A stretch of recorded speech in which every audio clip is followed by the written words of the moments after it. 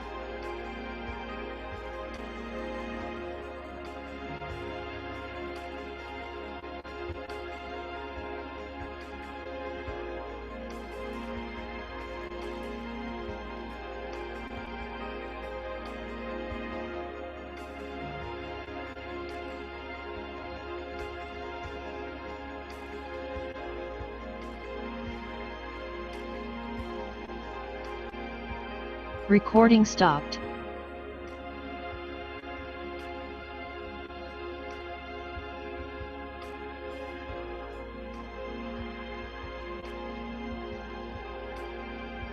Recording in progress.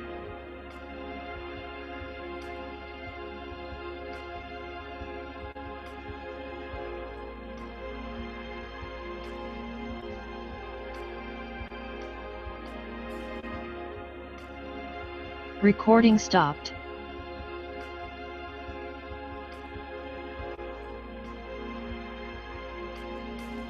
Recording in progress.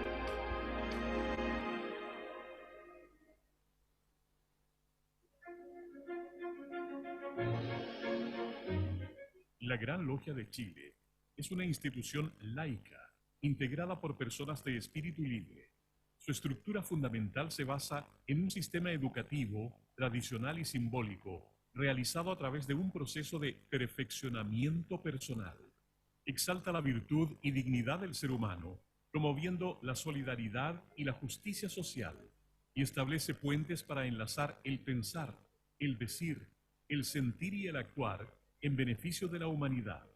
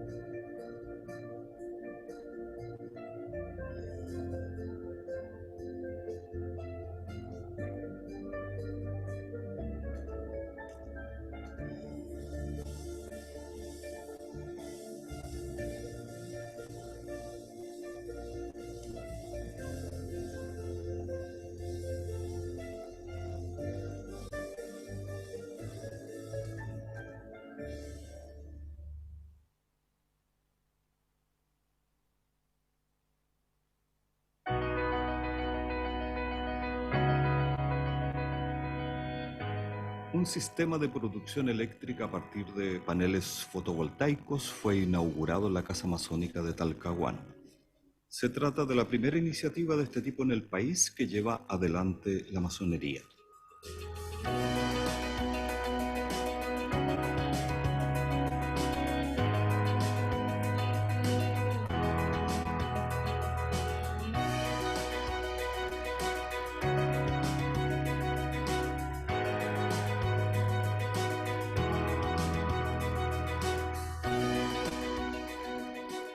El acto contó con la presencia del Gran Maestro de la Gran Logia de Chile, Sebastián Jans, y de dignatarios de la masonería de Talcahuano y Concepción.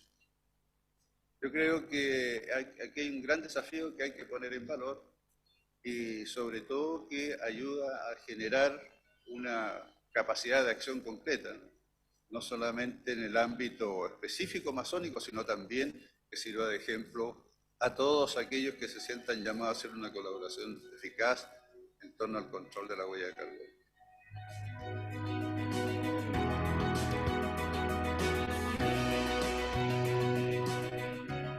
La exposición acerca del cambio climático y tecnologías limpias estuvo a cargo del doctor en Recursos Naturales y Gestión Sostenible David González.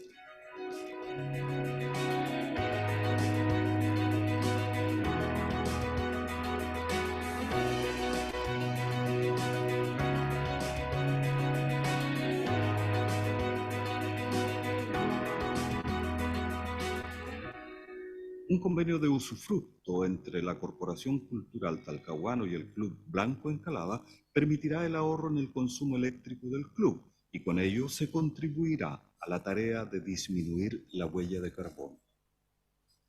Bueno, la masonería no tiene sino la obligación de entender lo que significa, las implicancias que tiene el cambio climático dentro de la realidad de nuestro planeta y los impactos que trae hacia la humanidad.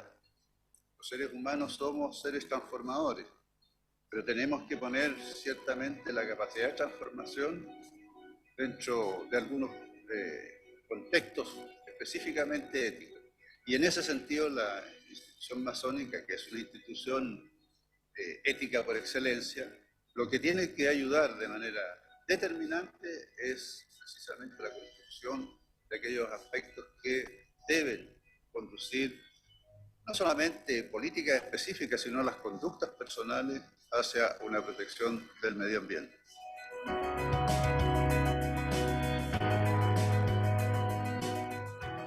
El Gran Maestro celebró la iniciativa tecnológica y manifestó su deseo que esta experiencia fuese replicada en otras casas masónicas de Chile.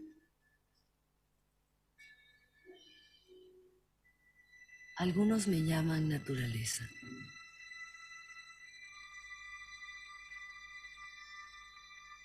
Otros, madre naturaleza. He estado aquí por más de 4.500 millones de años. 22.500 veces más que tú. En realidad no necesito a las personas, pero las personas sí me necesitan. Así es, tu futuro depende de mí.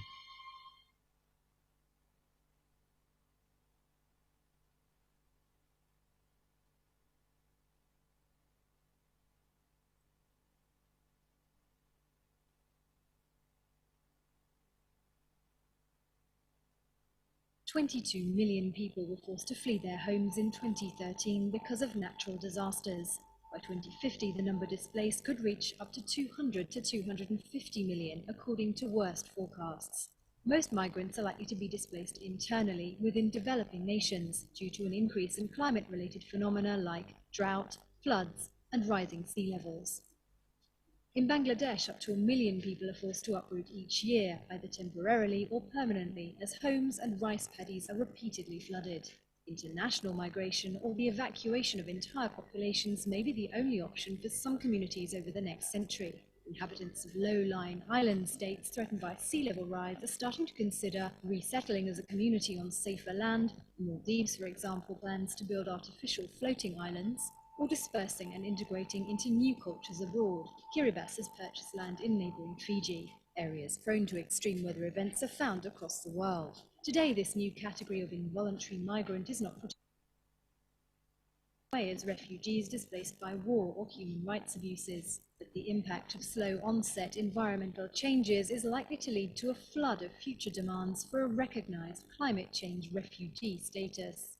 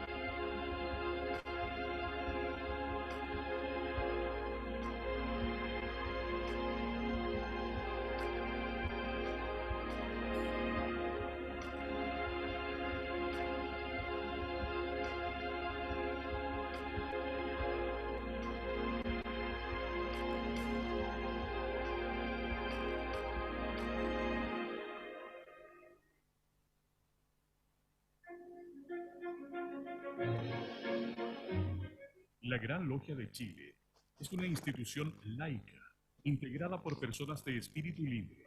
Su estructura fundamental se basa en un sistema educativo, tradicional y simbólico, realizado a través de un proceso de perfeccionamiento personal.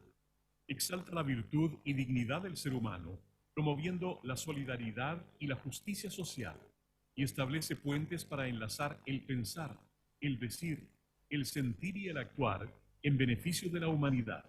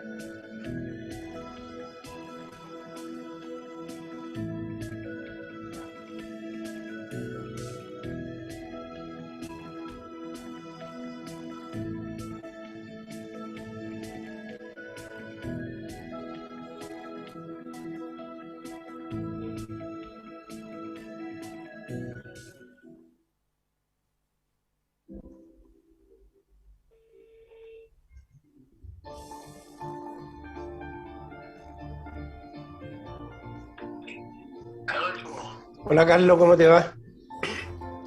Hola, hola, ¿cómo estás Carlos? ¿Me escuchas? Ah, chuta, estamos mal.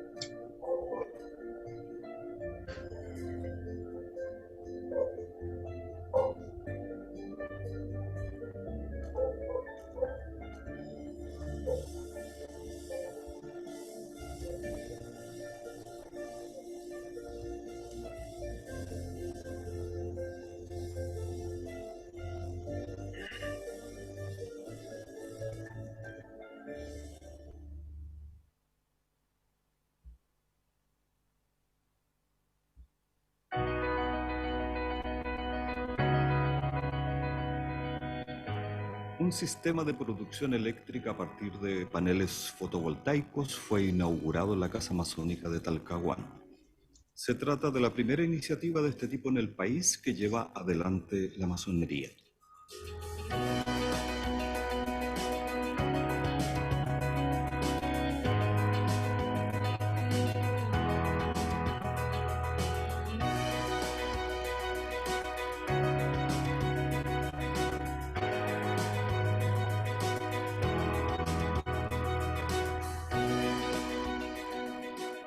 El acto contó con la presencia del Gran Maestro de la Gran Logia de Chile, Sebastián Jans, y de dignatarios de la masonería de Talcahuano y Concepción.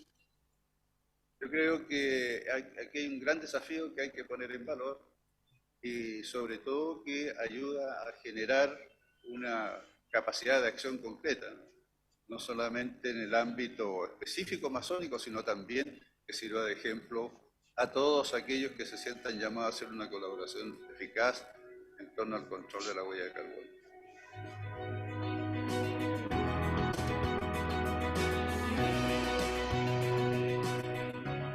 La exposición acerca del cambio climático y tecnologías limpias estuvo a cargo del doctor en Recursos Naturales y Gestión Sostenible David González.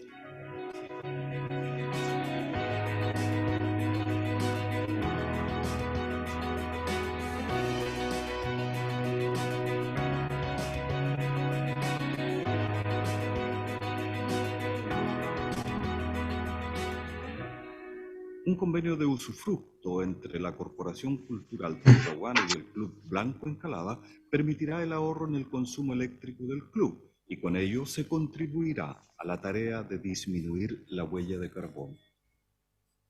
Bueno, la masonería no tiene sino la obligación de entender lo que significa, las implicancias que tiene el cambio climático dentro de la realidad de nuestro planeta y los impactos que trae hacia la humanidad. Los seres humanos somos seres transformadores, pero tenemos que poner ciertamente la capacidad de transformación dentro de algunos contextos específicamente éticos. Y en ese sentido la institución masónica, que es una institución ética por excelencia, lo que tiene que ayudar de manera determinante es precisamente la construcción de aquellos aspectos que deben conducir no solamente políticas específicas, sino las conductas personales hacia una protección del medio ambiente.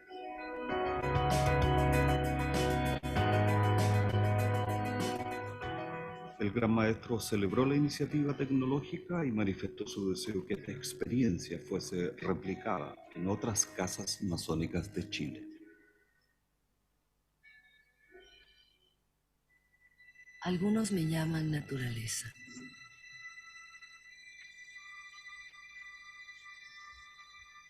Otros, madre naturaleza. He estado aquí por más de 4.500 millones de años. 22.500 veces más que tú. En realidad no necesito a las personas, pero las personas sí me necesitan. Así es, tu futuro depende de mí.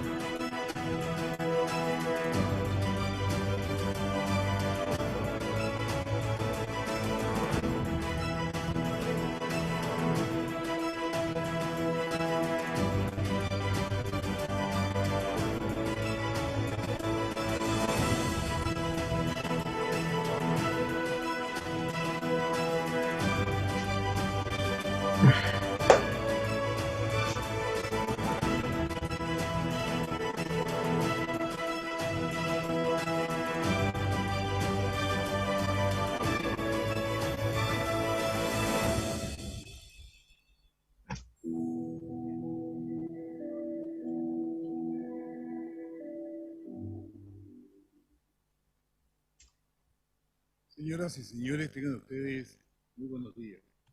En nombre de la Gran Logia de Chile, agradecemos su presencia y participación en esta Semana del Clima 2021.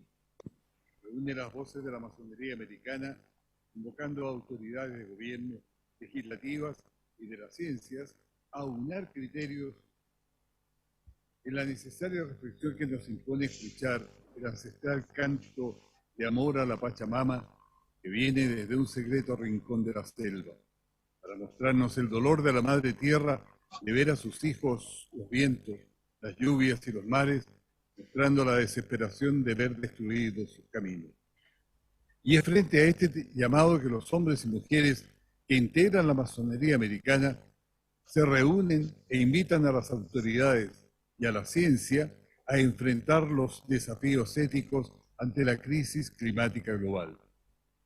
Para dar por inaugurada la Semana del Clima 2021 como una mirada reflexiva desde la masonería, dejo con ustedes al gran maestro de la Gran Logia de Chile, muy respetable hermano Sebastián Llans Pérez.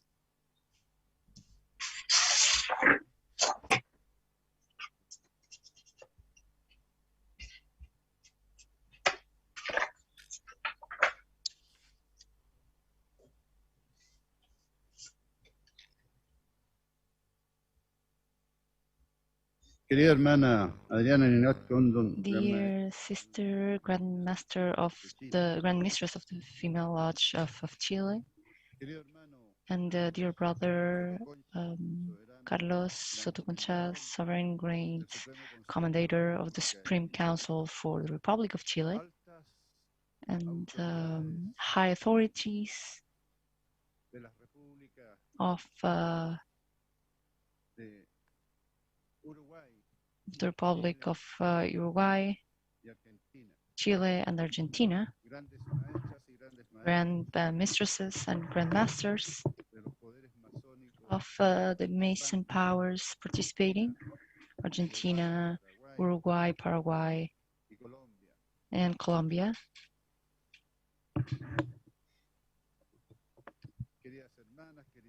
Dear brothers, dear sisters, ladies and gentlemen, during the present year, we are getting to know the report for the Intergovernmental Panel for Climate Change with more stronger data if time that indicate the impact of human activity on the global climate system and the calls for urgent call to action. And for the scientific community involved, the report doesn't do much more than confirm with more safety the implications of the greenhouse emission gases and the burning of fossil fuels. And the human influence is still warming the atmosphere, the oceans, and Earth. And the scale of the recent changes in the climate system has no precedence and hasn't had precedent during centuries, or at least millennia.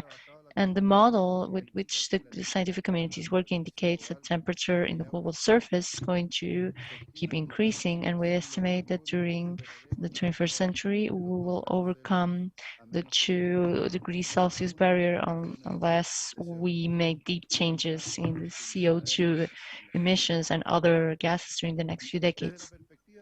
And from the perspective of physical science, imitating global change implies changing the emission of gases, achieving at least 0 net emissions for CO2.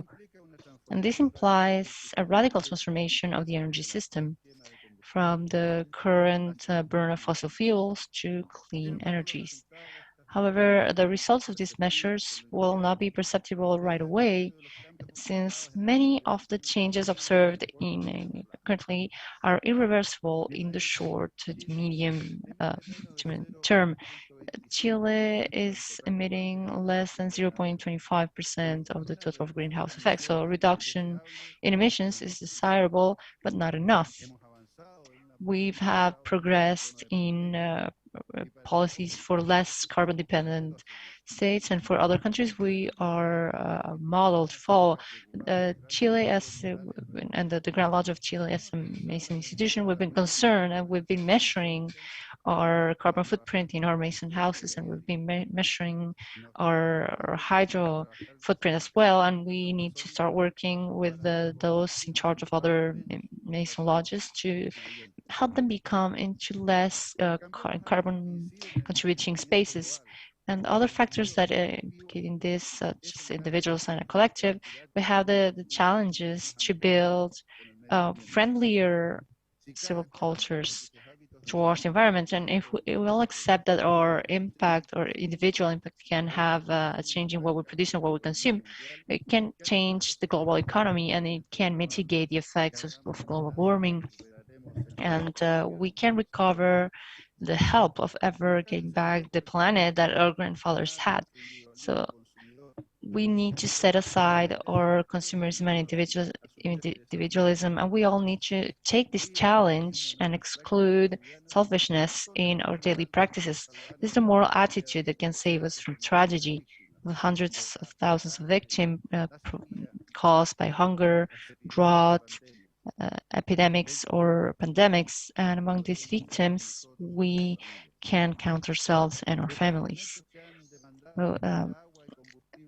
Food that has demanded lots of fuel to be produced, they need to be dropped, stop consuming as much more than we need, intervene on water rationally are part of our responsibilities. And there's a moral aspect there as well. Since it's a moral thing, we are gathered here today as Masons in Latin America to acquire more knowledge and to set the necessary conditions for ethical construction that allow us to contribute to public consciousness, social consciousness, that in the future of our planet depends on each human being. And as a Swedish student said in Stockholm in 2018, power over everything lies within people. Thank you.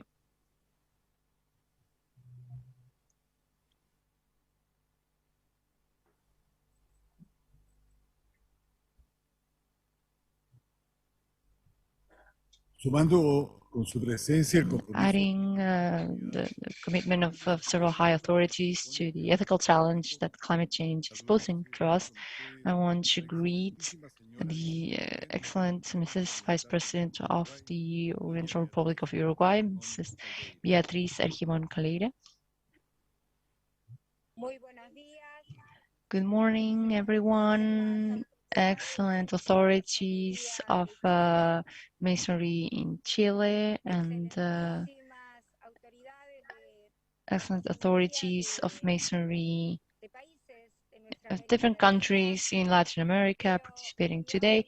I want to wish you from Uruguay all the best, and I want to also thank the Grand Lodge of the female masonry in Uruguay for the honor granted today, for in a way giving these words of reflection from the point of view of what it means on a government level, the commitment that Uruguay has regarding this great challenge that implies committing each other with climate change and actions that have to do fundamentally with preserving our land for the future generations. And in that sense, Uruguay, from the beginning of this government period, we have certain policies, and we've assumed and taken certain decisions to hierarchize what implies on a government level the commitment with this topic. Thus,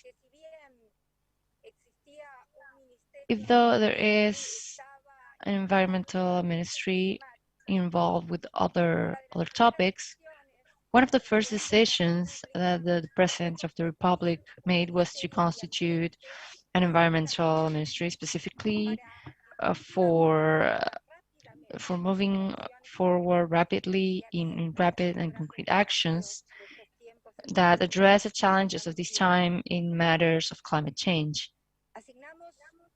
So we assign a special importance on Masonry in Chile, gathering in Latin America to reflect on what it implies to be involved altogether in this topic. It's not possible to carry forward radical changes, and if that happens exclusively due to a political decision. And involving the involvement of communities in our societies is fundamental. Thus, it's so important to be able to move on to action for the work in territories and to be conscious and educate the system and consider social education as well through actions that have to do with the policies in the territory as well. So many times we hear scientists, we hear international organizations talking about what climate change implies, what human action implies. And it is true that sometimes they're hard to understand. So it's so important to land on the concept of what action implies, action in favor and in the care of the environment, of society, speaking in simple terms and explaining easily what it implies in facts to see a change of this nature. So first of all, and ratifying the commitment of the Uruguayan government in everything that has to do with the actions, with policies, with the concrete actions with the community, with the commitment of environmental care. I understand that it's fundamental to have to move on to facts rapidly. And for that, if I may, I understand that as main actors, the role of women in societies as value transmitters and commitment in the territory. So aside from thanking the possibility of having you get to know your commitment with the topic, there's also our commitment of working in concrete actions in the territory that that also try to make them understand that what it has to do with the incidents in whether in a continent where we are capable of feeding a large part of the world, it implies to also take concrete actions in what has to do with the future of food in our continent.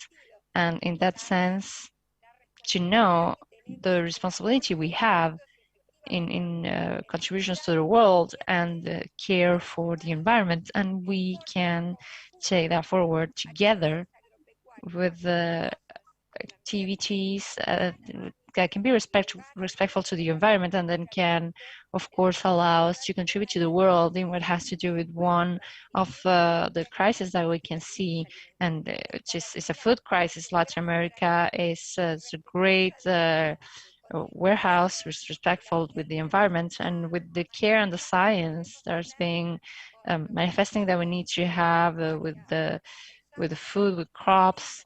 And we know that we have a responsibility to contribute to the world in this topic.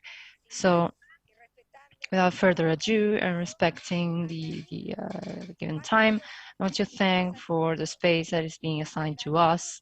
And I want to thank for this space of reflection, and be paying attention to what we've seen from diversity of these topics that are going to be addressed during these days, these weeks, Weather Week, and over everything. You must know that you can count on our commitment as a state, but fundamentally with my commitment and the personal commitment of what implies the the very important action during this next few days. So thank you so much, and we'll surely be able to keep working together for something that the Mason authorities are transmitting permanently, and that is commitment with the global society as a whole.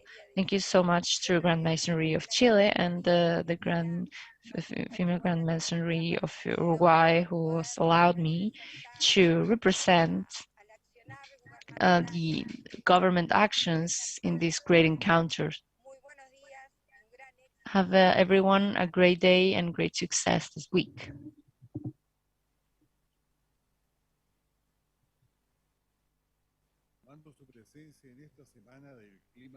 Gracing us with their presence on this week, organized by the Grand Lodge of Chile, we have the Senator Jimena Ordenerreira, President of the Commission of the Environment of the Chilean Senators, going to give a few words now.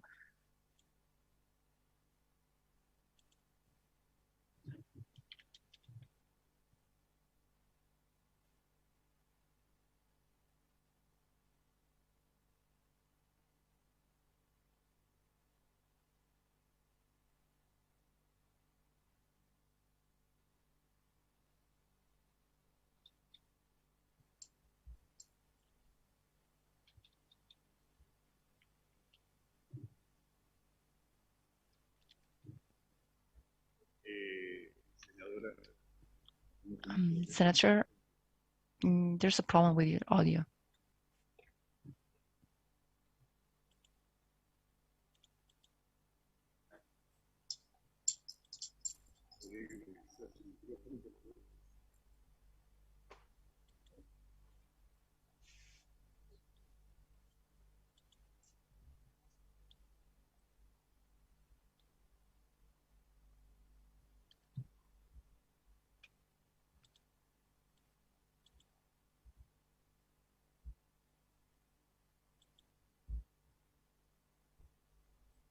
Muy buenos días.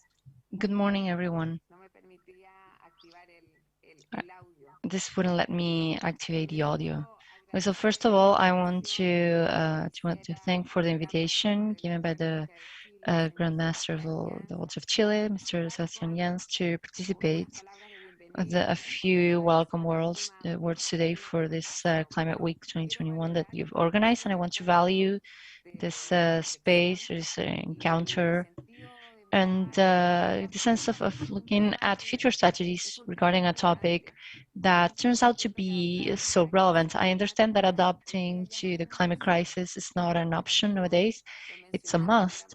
And the Grand Master of the Grand Lodge of Chile mentioned it, and I mentioned as well that the panel of experts on climate change placed mankind in a space, in a point of no return. And we have a decade that is going to be crucial regarding how we are going to configure the future of the planet. But in this sense, I would like to share, and I believe that the main challenge that we have is how we're going to face this in a coordinated manner with the cooperation of all the states in this threat that is including all of us. And I say this because when we're talking about climate change and now climate crisis and emergency, we always talk about increasing temperature, water deficit, and the threat to biodiversity and to my judgment, these are very clear expressions of what's happening associated to other expressions, the external. And we've seen this in different latitudes, and this not only impacts the environment, nature, and biodiversity, but extends to other aspects of life that mainly affect human rights. And we'll be there facing transcendental aspects such as the right to water, is producing very harmful effects in water availability on a world level. And I think the effort that each of the states makes is going to be vital. We are at portas of the climate change COP25, and I believe that ratifying a commitment of the Paris Agreement is one of the first challenges the states have.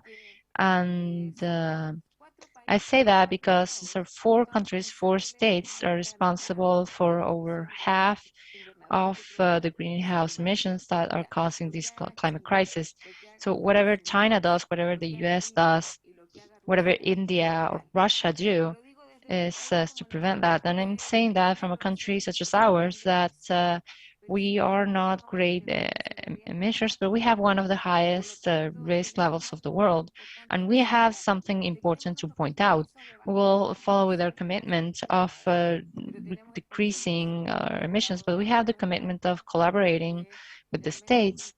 So during this decade, we can be strategic in each one of the commitments and options developed. And this is not done on its own. So I want to value that first, here's the role that multilateralism is going to fulfill. That's why I value this COP25 and the commitment that we get with the states, and being coherent with that is going to be my judgment. I want to be optimistic.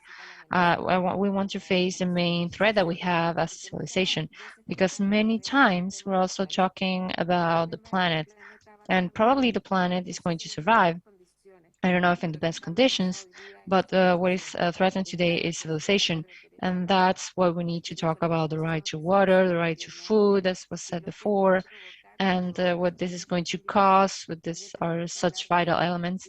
We also need to talk about forced migration. Climate crisis is going to be movements of migrants. So the commitment that we get is going to be so important. In Chile, we've made efforts in the name of a sustainable development, but we of course need to fight denials. And when there's leaderships that are denying this problem, obviously we have a task to fulfill. And I want to thank the Grand Lodge of Chile for this space, because I am certain that during this week we are going to open debates, are going to face what are the different causes, and we need to talk about the development models and to change different paradigms, and that requires codes and a different ethic. And I think Masonry on a Latin American level has a lot to say and add to this matter.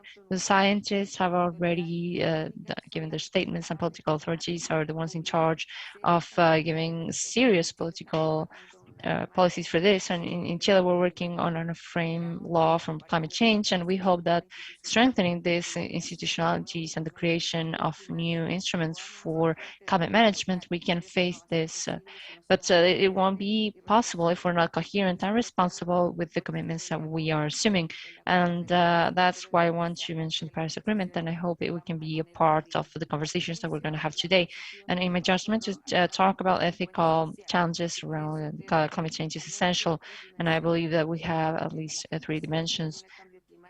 And the effect that climate change has on human rights, and this effect, we need to be conscious that it's much stronger on the vulnerable groups, and many of the measures, especially in mitigation, we need to be aware that it's going to affect groups of people that, if they are applied without an integral focus for the protection of the rights, might see each other their prejudice. So I wish you the best this week, and I hope we can conclude that from an ethical standpoint on a proposal to channel public policies that can be effective and allow us to face everything, the main problem that we're having as a society and on a world level. Thank you.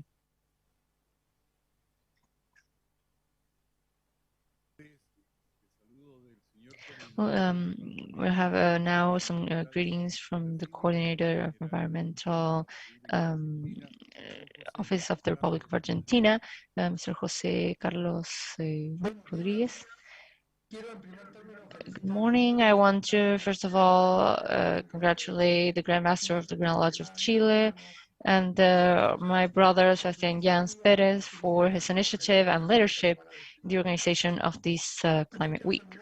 I also want to greet the Vice President of the Oriental Republic of Uruguay, Dr. Beatriz Arimón, and Honorable Senator Dr. Jimena Ordenes Meira, President of the Environmental Commission of the Senate of Chile, whom practically left me speechless. because I completely agree with her point of view, and I also want to greet the respectable grandmasters and grandmistresses of the respective female and male grand lodges of the republics of Colombia, Paraguay, and the Oriental Republic of Uruguay. And I also would like to thank deeply my respectable grandmaster of the Grand Lodge of Argentina and my respectable brother Pablo Lázaro, for assigning me the task of representing Argentina today. And we're gathered here with by the ethical challenges derived from this crisis. And why should we be worried about climate change when there are several hundreds of millions of people without light, water, or access to health? And there are people who've been hungry at some point in this planet, and the response is easy, because if we increase climate change issues, the whole world is going to have issues feeding themselves, not just some countries, and we will have trouble satisfying basic needs such as health, access to water, and the food. This is not only a problem that can be given on countries, on developing countries, but on every country. And these problems, if we don't put the points in these topics, set certain things from now on, we are going to reach the point of political instabilities, and we're failing. We have a large population, migrations, war, everything caused by environmental situations. So this is the panorama that leads the climate change, with the enormous costs derived by the frustration and human suffering. So environmental wars are possible. They're possible and are avoidable, and we need to avoid them. So one of the dilemmas to solve, and it's necessary to address, the climate change is inevitable. We are living in an era of consequences. So for a development model based on fossil fuels generated by of course, the well-known greenhouse gases, and this is reversible because the persistence and the lifetime of different gases on different layers of the atmosphere lasts for a very long time. And those who last less are carbon dioxide, with a duration of 200 years. So the current climate situation is due to emissions that were conducted at the beginning of the industrial age. So I don't want to go deeper into the technical reasons you may know already, but it is necessary to say that it's no longer possible to prevent climate change. So the only thing we talk about is mitigating it. And that's why we have several agreements, such as the Kyoto and the Paris ones, to limit these emissions. And the level of concentration, current level of concentration for greenhouse effect gases, is due to what was emitted at the beginning of the industrial age. Therefore, the trend is not really favorable, and we don't have the mathematical models and the different configurations. But to say that if there's no limits to this, to 2060, we have an increase of about 3 degrees Celsius in the temperature level on Earth, and on the level of sea warming as well. And that will lead to duplication, and if we cannot fix this now. And well, that would provoke several modifications in the biosphere, terrestrial, and the sea level. And at some point, we'll be facing a concrete possibility of massive extinction for different species, similar to the ones of the Permian period. So we're looking at the potential massive extinction that would not only take humanity, but a great part of the flora and fauna on Earth. So what can we do regarding this? We can do certain things for mitigation, prevent deforestation, prevent prevent all this, given that forests are catching carbon dioxide for photosynthesis, use technology for capturing all this information, reduce the rate of growth of populations, instead growth is in a way the imperceptible variable and the unseen variable that is boosting through economical development the emission of greenhouse effect gases. And also need to modify consumption habits, which is implied on the modification of production of goods and services. For Latin American countries are not the main producers of greenhouse effect gases, even though we produce them, but deforestation in our jungles or native forests is a great problem, because in a way we are also indirectly contaminating. And what has Argentina done regarding this? Regarding the climate change and its a policy that's been manifesting not only since the current government, but previous governments. And it's very important to highlight this because we are a country that has zero political communication.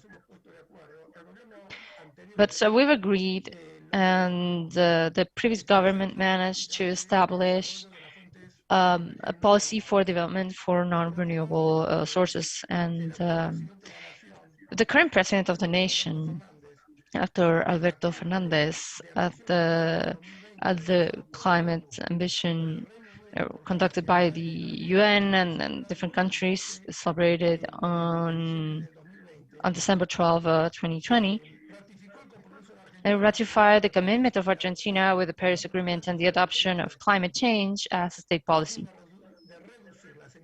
in order to reduce greenhouse effect gases towards 2030. So the planet is telling us to stop.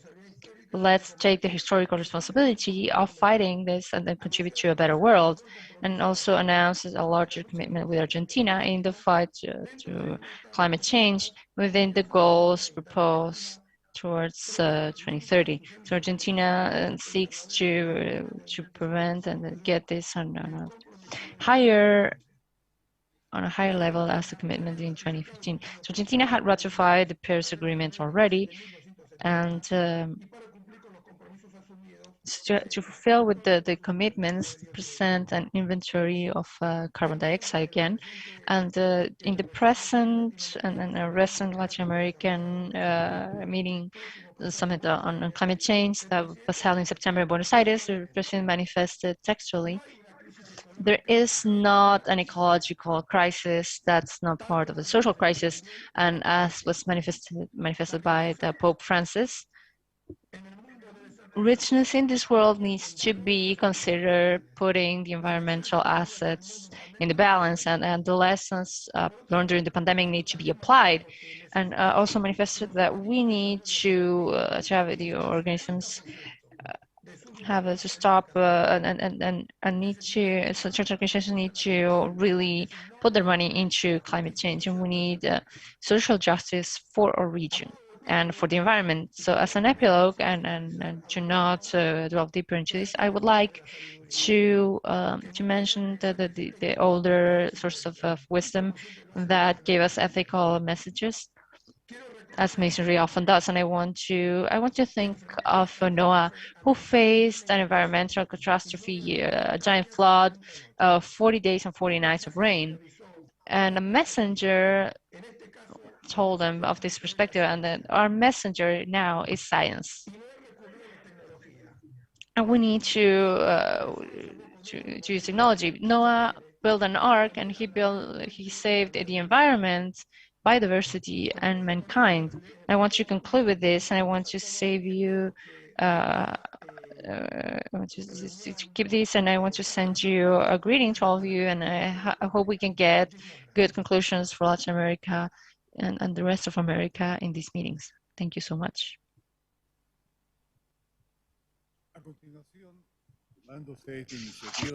To continue joining this initiative by the Grand Lodge of Chile, the Great Master from the Grand Lodge of Argentina of Freemasonry, the respectable brother Pablo Laza, the Grand Master. Sorry. Muchísimas gracias Well, a todos los thank you very much, all the coordinators of these events, the respectable brother Sebastian Chanks Perez, the Vice President of the Republic of Uruguay, political authorities, governmental authorities from the Republic of Chile, all the Masonry, the Freemasonry authorities joining us today. We can say just a little besides what has already said by wonderful words that have been given, in particular in the case of Argentina, the hard data given my predecessor, our dear brother, who represented Argentina in coordination with the Secretary of Institutional Affairs. Very briefly, a few words, we are in this path that has been pointed out, and we have started working very strongly, and we have put at disposition of our very respectable brother, Sebastian Chanks Perez. Because although there's a full trend that is not a side to our country, but in the world wants to make us believe that climate change always existed. Although we all know that never ever has been so strong and in such a short period of time as it's been during the last few decades. The report our brother mentioned in relation of the Intergovernmental Group of Experts concluded in a scientific manner and without any doubt that this impact is real and the cause is the human being. This is not just a natural phenomenon, that the consequences are already reflected all across the world. There is no region of the world aside of this. Facing this topic is very complex. Causes are global, but consequences are always local.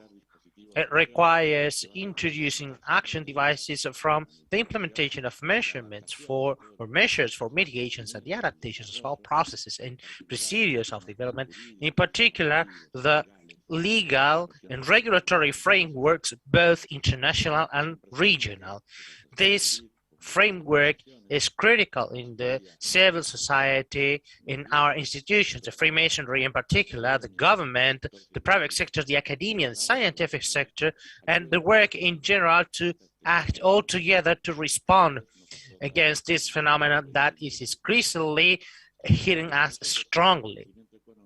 The social development and economic growth cannot be sustainable nor feasible if we don't take in mind the impact of the climate change that it generates in our countries and the political, economic, and social activities we perform, which at the same time are also affected by other world trends such as the population growth, not only urbanization, the food safety, water scarcity, and sanity, among others. Without any questions, and because of everything that the ones who spoke earlier said, the countries of the South Hemisphere, in particular Latin America, are the ones facing the highest risk against climate change. Although they are with the less historic responsibility in terms of greenhouse effect emissions, this is no excuse. And at the same time, we have much scarce resources to mitigate or fight against the climate change. Our nations have to generate new policies and development strategies of investing effective capacities in order to overcome this challenge that constitutes a fight against a much more adverse climate. But the expectations to reduce greenhouse gases effects may produce new sources of labor, increase energy safety and security, and improve the economic development model. As it said in a conference by our Institutional Affairs Secretary, Daniel Carretti, when we talk about climate change, when we talk about the environment, we're not talking about idealistics from the 60s, nor we are talking about just about a movement or perhaps a very joyful or green movement. No, we are talking about politics, we are talking about economy, we are talking about resources, we are talking nothing but less than survival. Without survival, everything else is meaningless. But for these strategies of adaptation to be really effective, it is key and critical that the organizations from the civil society to go along with the effort and lead the society towards the efforts to work in new world, new cities, new works, new jobs, new cultures, respecting historic cultures, and new, more sustainable and environmentally friendly neighborhoods. The Argentinian Republic, beside of what has been said by my previous lecturers, the brother Valdivia, I want to highlight in particular that for the first time in history, we have presented after Argentinian Freemasonry and not through different brothers, but as the Grand Lodge of Argentina, a environmental education law bill that became a law approved by unanimity. The environmental education law establishes that across all levels of educations, primary, secondary, higher educations, formal and non-formal education, we establish an awareness creation space where we will work on across all the levels of taking care of our common house. That's why the Freemasonry celebrates the Republic of Argentina in particular is coming with me today. The sister, the very respectable sisters, the great mistress of the Grand Women's Lodge. We understand and we strongly support this initiative. As usual, we said in the previous years, this is the kick-off, the initial kick-off that makes us to reflect and put hands on work. Thank you once again very much for the invitation. I don't want to gather the word, but please note that the Grand Lodge of Argentina is at disposition to continue working. Next, ladies and gentlemen, participating from this inauguration of this 2021 Climate Week, the welcome words by the Grand Mistress of the Women's Lodge of Chile, respectful Sister Eliana Almiron.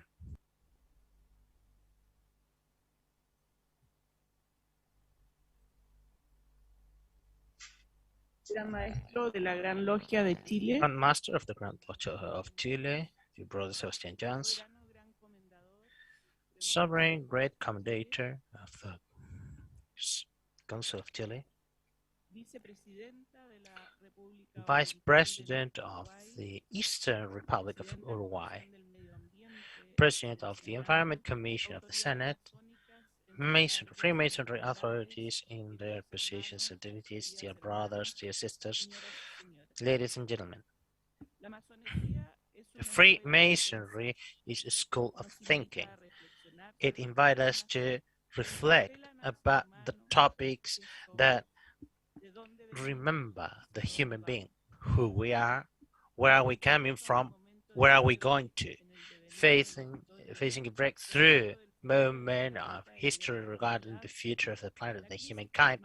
The climate crisis and its ethical challenges are the key topic that we're concerned about at this moment.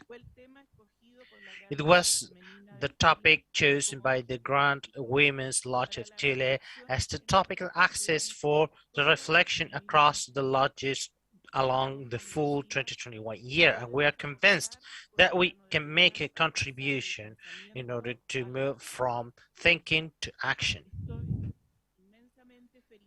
I am very happy that the Climate Week of the Latin American Freemasonry has seen the light as it's finally did, with the participation of female and male Freemasonries of 5 nations across the continent. Without questions, we look with hope other groups that mobilize citizenships and governments in order to move towards policies in terms of climate action, in particular regarding carbon neutrality, as not to keep on devastating nature as we've done so far, to live in harmony with the other living beings and with the planet.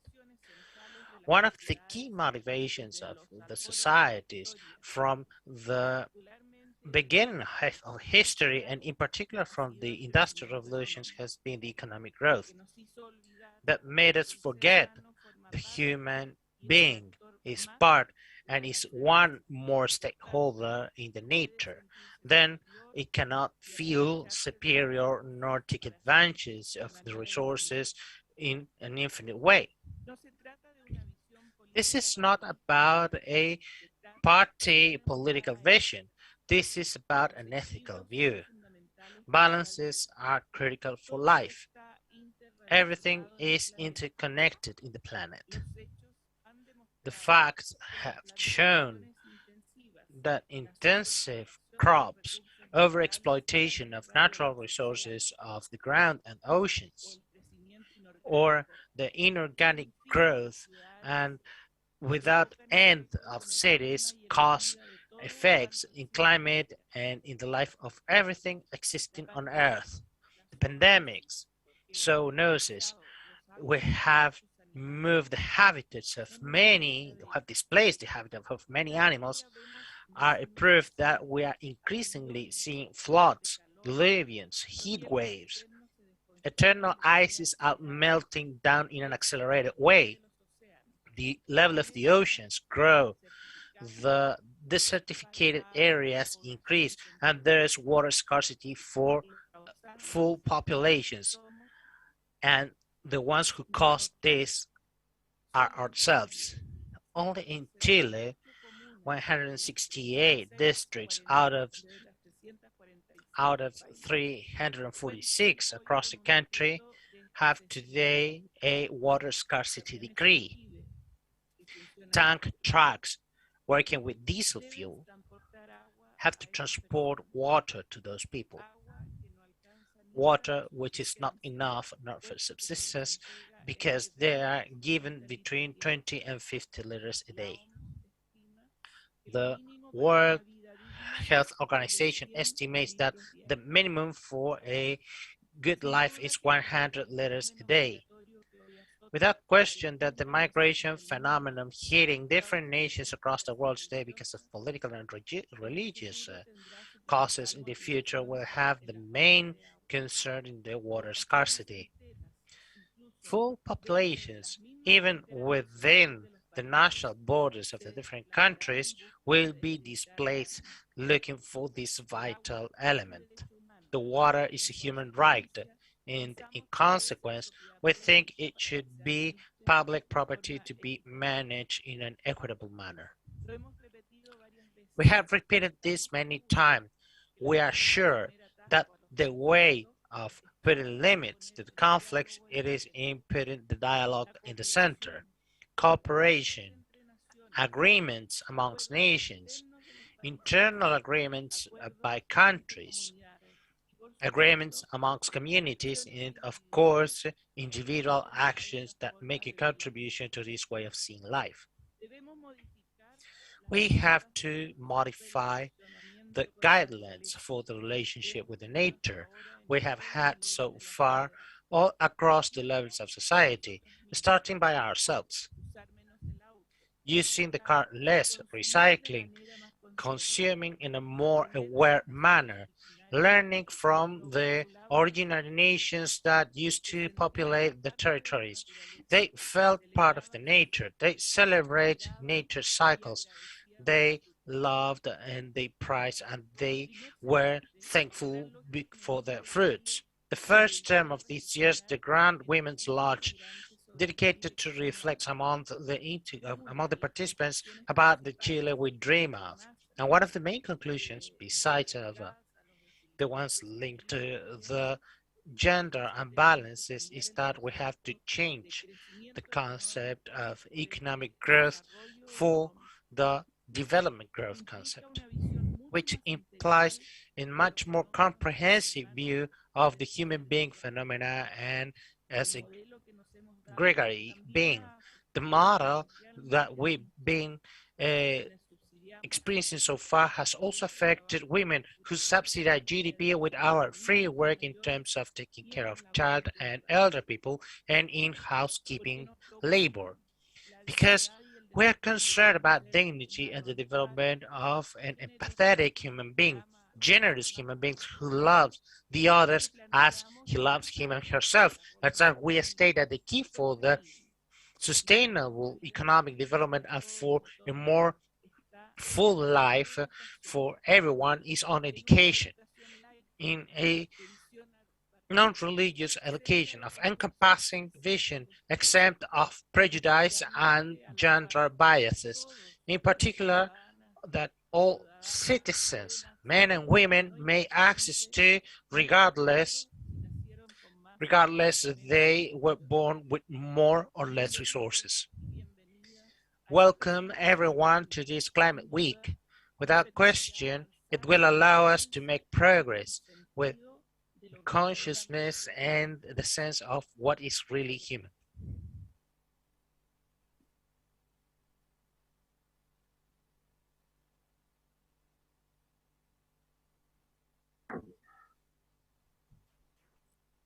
A continuación, sumándose a esta jornada de Continue reflexión, joining this journey of mastery reflection, the Freemason reflection.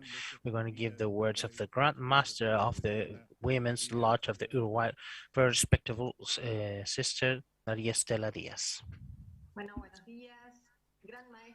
Good morning, Grand Master of the Grand Lodge of Chile, Sebastián Jaspers, Sovereign Great Commander of the Supreme Council of Chile, Honorable Vice President of the Republic of Honorable Senator of the Chilean Senate,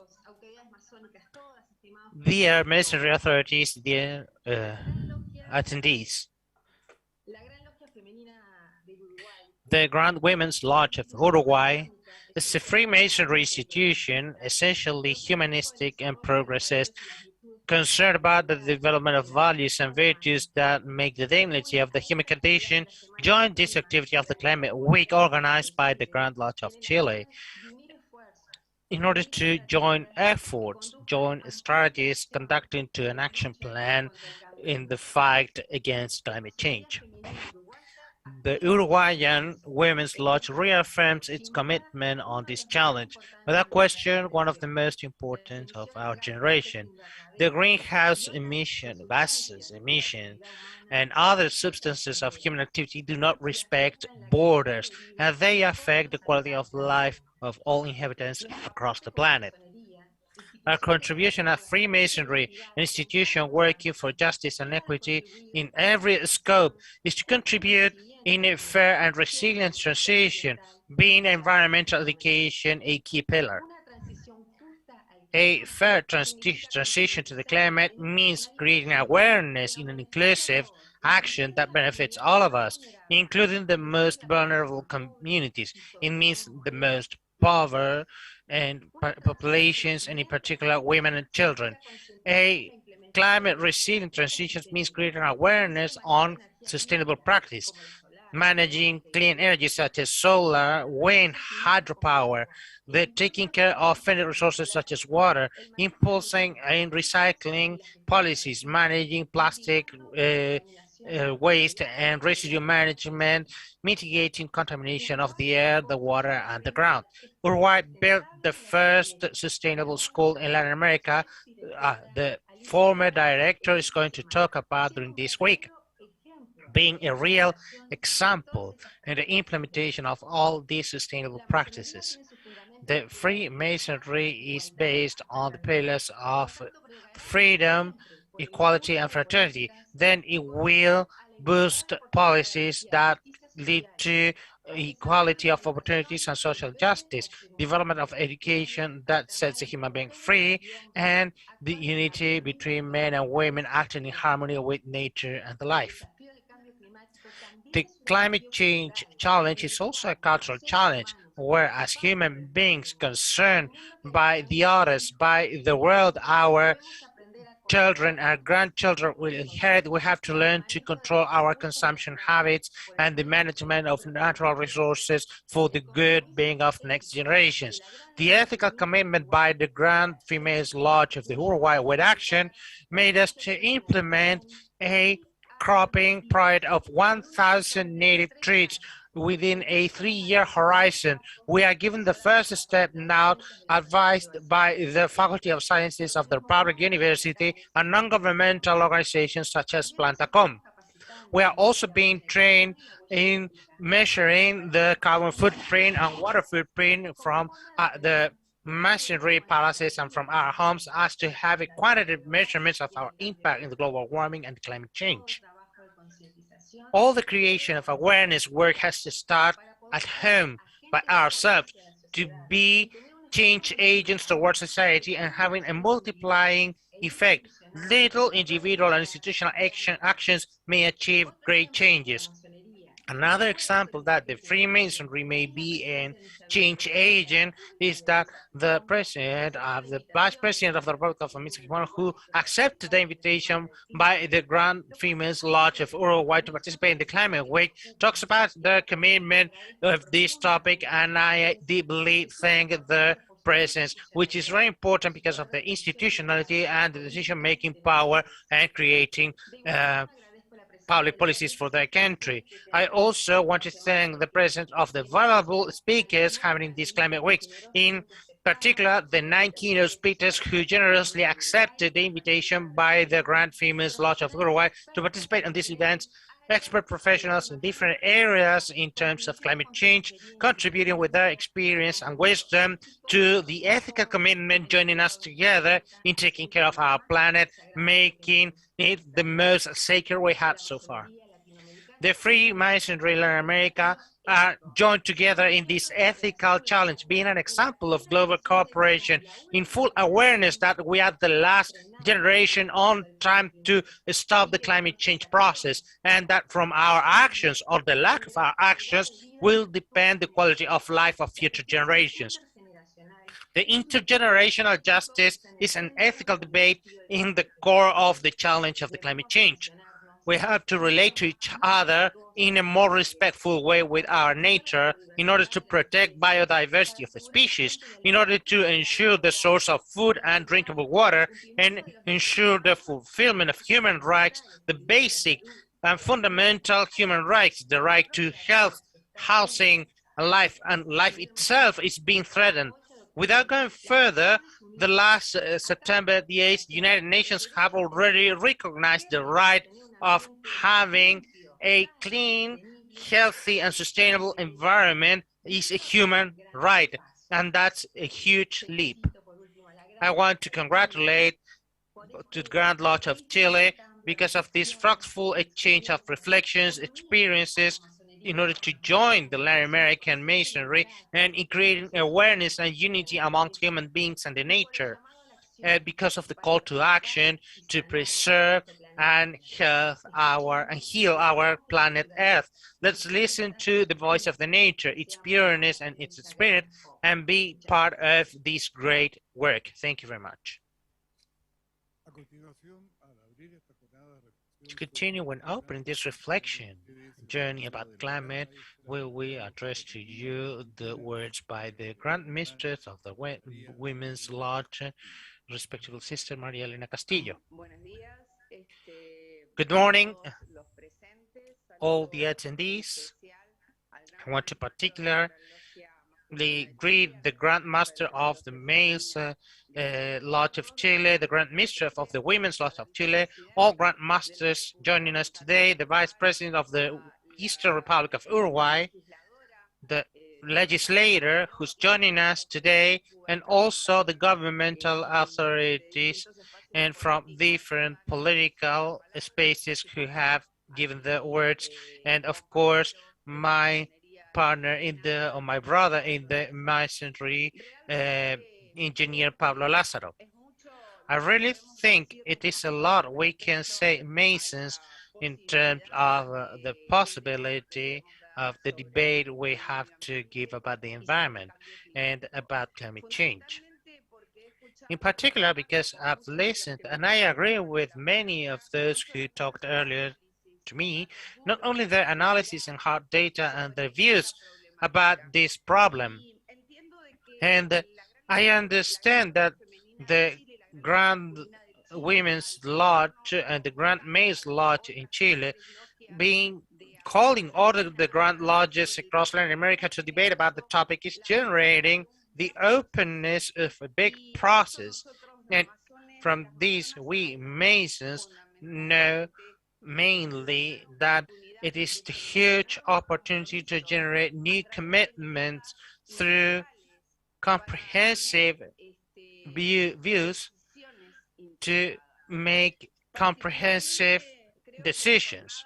I think in particular this journey calls us not only to reflect and take an awareness, but also to enrich with the different views, with the hard data, with everything going on around in our regions, and seeing that this problem goes across and involves all of us.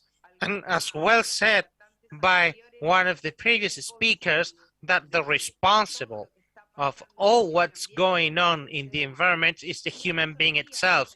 And the Masonry, when focusing the development pillar on this transformation of human being, has a key role here for the challenges, for the upcoming challenges. A key role not only on the possibility of creating the debate, but also to create awareness in looking for the answers and public policies. We need to be the new transformer, the makers of a citizenship committed with the environment. And this is a challenge of all of us. And because, as well said earlier, the problem is not given or is not narrowed down to a certain geography, but on the contrary, it goes across and involves all of us. I think it is time of joint work. I think it is time of working together. And I think this not only is demanded by societies, but also the Masonries in general understand that we have to face as a huge team. We work together not only to become the guardians of the environment and guarantee a healthy environment and sustainable development, but we also work together to show the responsibilities that we have regarding our actions. And here it's being talked mainly about that this is not a one country issue or one sector issue or one person issue. This is responsibility of all of us. And in that responsibility, that joint and shared responsibility is where we can generate cooperation and collaborative views, where the addition of the diversity of different standpoints, responses, analysis, policies allows us to understand and respond not only to the future generations, but to the current generations, which is our concrete and direct action to the environment. I want to deeply thank the possibility of being here to share with you. I not only bring my personal commitment, but the commitment of all women of the Grand Women's Lodge of Argentina to work in a joint manner, not only in institutional journeys, but also in the possibility of taking proposals to the different governmental institutions and the other organizations of the civil society, for us all together to be the ones who make that transformation needed by our humankind, where we link together with the nature in a respectful way, being aware that we are part of the existence as a whole. Just my greetings and my commitment for this joint work.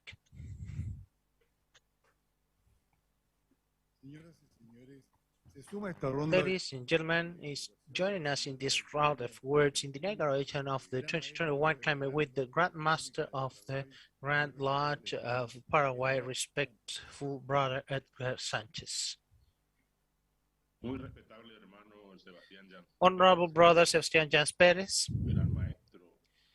Grand Master of the Grand Lodge of Chile, Masonry authorities honoring this event, as well as the Vice President of Uruguay and Senator of the Republic of Chile. It's a pleasure sharing about such a concerning topic and at the same time little little concerned by our governments such as the environment. United Nations has already taken as a working means the declaration of the ethical principles regarding climate change. And it determines the essence of every commitment, the capability of the capacity of movement allows to orient actions, establishing arbitrations, deciding between contradictory interests and unified priorities. The ethics will ease the articulation of theory and practice of the general principles and political willingness and the taking of awareness in the worldwide scope with application of local scale measures. And it's here where at least I talk on behalf of my country, where the debt is still huge. To establish the necessary public policies to strengthen the ecosystem and taking care of a healthy environment for our children to inherit the best way possible. Without questions, the decision by the Grand Lodge of Chile to establish this climate week is strengthening, as usual, to the contribution to the worldwide Freemasonry with activities that is going to highlight the Masonry work and to remind us at the same time what is our commitment to the society. Without question, the Freemasonry has principles and has teachings. The principles and teachings by the Freemasonries are joined in this situation to strengthen the way toward a healthy environment, as I said. This way, the ethical is a principle taken by the Masonry as a way of life, through which, without question, we have to work and have to strengthen our relationships in that sense. What does the society expect from us as free thinkers?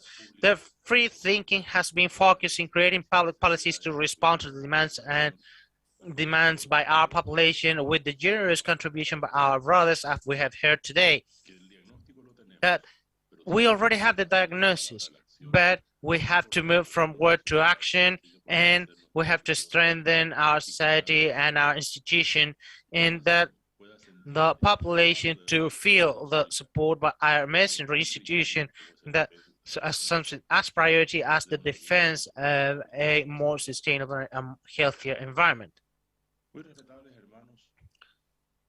Respectful, honorable brothers and sisters, sovereign, great commander, and political authorities. Let's this be the beginning for the Latin American Freemasonry together to establish the necessary policies from within, projected to the outside, to strengthen that presence and strengthen the joint work with the governments in order to have a more healthy, healthier environment, and our children to inherit an environment which is not the most it's not the best work, but we think it is possible with a goal is possible to achieve a healthier result. Receive our greetings from the Republic of Paraguay and the stimuli for our very good friend and brother Sebastian Jans to work together with the Masonry values towards the society. Have a nice day and thank you very much. To continue, ladies and gentlemen, I want to give the word the Grand Master of the Grand Lodge of Uruguay, very honorable brother Jose Garcia Torilla. Good morning, authorities in their corresponding positions and dignities, ladies and gentlemen. The Chilean Freemasonry has called us again to know, to reflect, and in particular to take action, to act on climate change. Something that may be pretentious from the moment the nature has its own laws, its own rules. And in particular because despite the measured pretension of some people to dominate the nature, regardless of the progress in knowledge of those rules and those laws, we are far of dominating the nature, by the way. But I think this is a very good call that from the moment the human action has always been a triggering factor of imbalances of ecosystems. In that sense, I think the progress by humankind in the cultural status of our societies have taken us to be aware about this phenomenon. That's why we have joined this call with enthusiasm and with the hope for it to contribute to ensure a future for the humankind. But in particular, we do this because the Chilean Freemasonry is calling us to join from the facts, and the Masonry is, by definition, an ethical institution. It is an institution with a defined humanistic ethics. This is an institution that implies a philosophy of the duty. That's why Freemasons, regardless their position, place, and responsibility we are called to take action because of the different topics making the existence of the humankind. And it is a great topic. And from the Grand Lodge of the Masonry of Uruguay, we want to congratulate the Grand Lodge of Chile, the Grand Women's Lodge of Chile, and the Grand Powers of the Freemasonry, female and male of the continent, that have joined in this effort to put in the agenda, in our agendas, a topic which is already in the humankind agenda, but still everything is to be done. If there's something I agree on, is that we are still on the stage of creating awareness, of making understand the importance about this topic and the emergency about this. I want to wrap up this word congratulating once again the Freemasonry of Chile because of this initiative, being the call that was formulated, and forecasting that these sessions that will be developed to the next Saturday 23rd to contribute a lot precisely for all of us to be aware of a phenomenon that literally our life depends upon it. Thank you very much. Have a great day.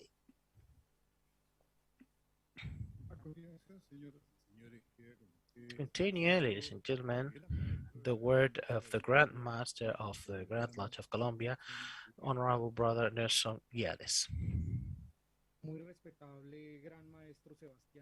Honorable Grand Master Sebastián Jampers from the Grand Lodge of Chile, governmental authorities, honorable Grand Masters and honorable Grand Mistresses of the different Grand Lodges across Latin America, honorable brothers, dear brothers and sisters, all the attendees of the Climate Week, please receive a special greeting by the Grand Lodge of Colombia based on Bogota. It is precisely what it is calling us today to review urgent actions because of the difficulties that have generated the influence and the different decisions made by the humankind. And as Latin Americans, being aware of the constraints we may have in that regard. The numbers, the diagnosis is already established. We recognize, we've seen it in the different interventions during this morning, and it is confirmed there is a change in the energy system. We have difficulties for measuring our carbon footprint, for measuring our water footprint. And Colombia wants to participate in this kind of initiatives, and greeting mainly the Grand Lodge of Chile as the caller for us to establish the changes in our habits, starting from personal actions, calling ourselves to the actions by our closest ones, and establishing the possibility of what is aimed as a goal during this week in terms of collective responsibility. The Latin American Freemasonry has a commitment stated from this event, and it is precisely the concept of union, the concept of a common challenge of connection amongst the parties, where we know the Freemasonry, through knowledge and through pedagogical actions, can make a great contribution to as a connector of the different parties. The food crisis, the future of the joint action and the leadership precisely of our order makes that the possibility of taking the concrete actions in that sense.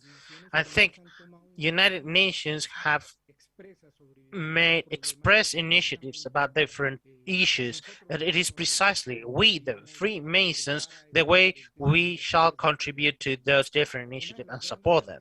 One of the great initiatives by the United Nations has been precisely the Sustainable Development Goals, and from that very concept, for sure, each of the local actions and each of the social actions are the ones that are going to have an impact and possibly in the climate change. It is possible from here, that from Colombia, that we join together to the purpose of the Latin American Freemasonry, and in this sense to achieve the goals stated during this climate week. We want to give these welcoming words and a huge hug of the brotherhood for all our honorable brothers and sisters. A huge hug from Colombia.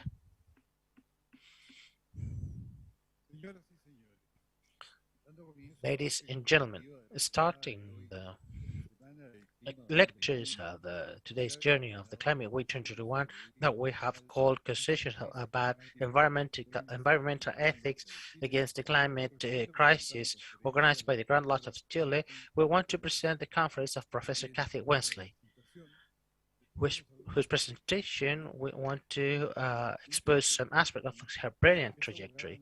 In fact, Kathy is an American attorney, especially from the role of governance affairs to the state. It means the most recognized systems and intersecurity of the ethics and the environment and juridical terms. Her work is precisely focused on the legal and governance topics that may harm or help from the human world to the natural world.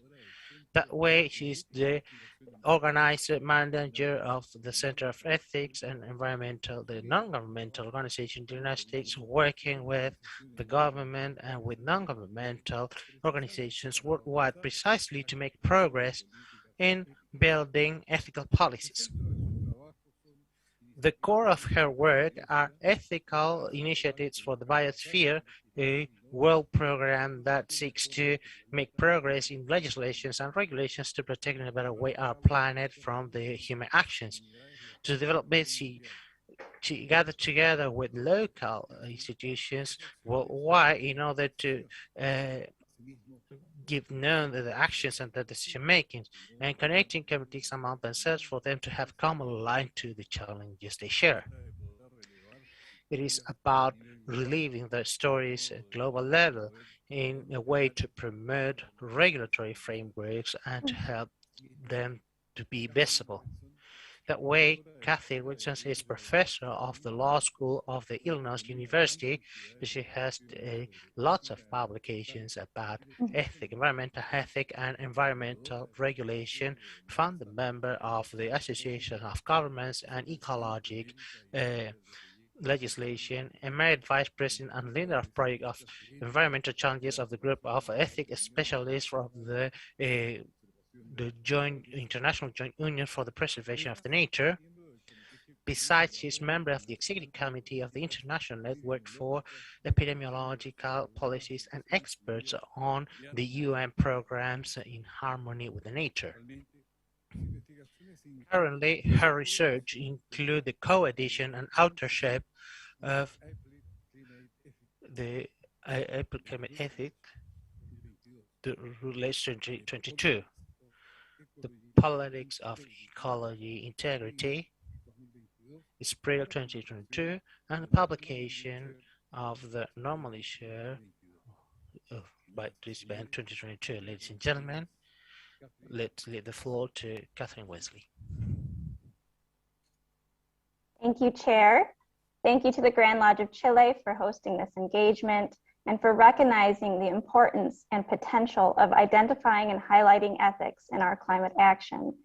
Thank you to the Grand Lodges of Argentina, Colombia, Uruguay, Paraguay, and to the Women's Grand Lodges of Chile, Uruguay, and Argentina. And thank you particularly to the translators and the staff that makes this all occur smoothly. Thank you. Thank you for bringing us together and creating the space for ethical engagement and reflection. so that together we can try to find a better way forward in the face of our shared and our created existential crisis, climate change. Today, I will talk about healing the harms, ethics in action for the future of life. Now, before we begin to talk about the importance of ethics in action, it is necessary to look at what we mean by ethics. Ethics in itself is an action. It is an inquiry into right and wrong behavior and when responsibility attaches. It looks at the values, secular and non-secular, that guide our behavior. And so climate ethics is the inquiry into right and wrong behavior concerning climate action and when responsibility attaches. And ethics exists itself even if the word is never used. Ethics is alive in every action and in every non-action. We take every action and every non-action we take, in every statement that we make, every application of good behavior, and every identification of harmful behavior. And to see ethics applied, we can simply look to the program this week, the highlighted discussions that we have prioritized to show our values.